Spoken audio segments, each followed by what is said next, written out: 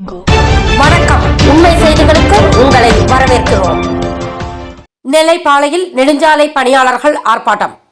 நெடுஞ்சாலைத்துறை ஆணையம் அமைப்பதை கைவிட வேண்டும், இறந்த சாலை பணியாளர்களின் வாரிசுகளுக்கு கருணை அடிப்படையில் பணி வழங்க வேண்டும் என்பது உட்பட 8 அம்ச கோரிக்கைகளை வலியுறுத்தி தமிழ்நாடு நெடுஞ்சாலைத்துறை சாலை பணியாளர் சங்க மாவட்ட கிளை சார்பில் பாளையில் ஆர்ப்பாட்டம் நடந்தது.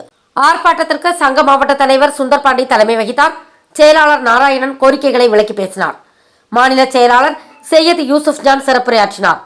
அரசு ஊழியர் சங்க மாவட்ட தலைவர் பார்த்தசாரதி, நெடுஞ்சாலைத்துறை அமைச்சு பணியாளர் சங்க ஸ்டீபன் வாழ்த்துரை வழங்கினார். மாவட்ட பொருளாளர் முருகன் நன்றி கூறினார். பணி நீக்கம் செய்யப்பட்ட 41 மாதத்தை பணிக்காலமா வழங்கிடு. தமிழக அரசு பணி நீக்க காலத்தில் உயிர் நீத்த தோழர்களின் வாரிசு வேலை வழங்கிடு. தமிழக அரசு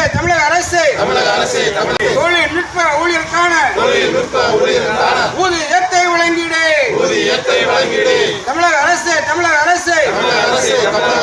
நியாயம் எங்கள் கோரிக்கை ஏற்றுக்கொண்ட கோரிக்கை தேர்தல் கால கோரிக்கை ஏற்க வேண்டும் சர்க்காரே.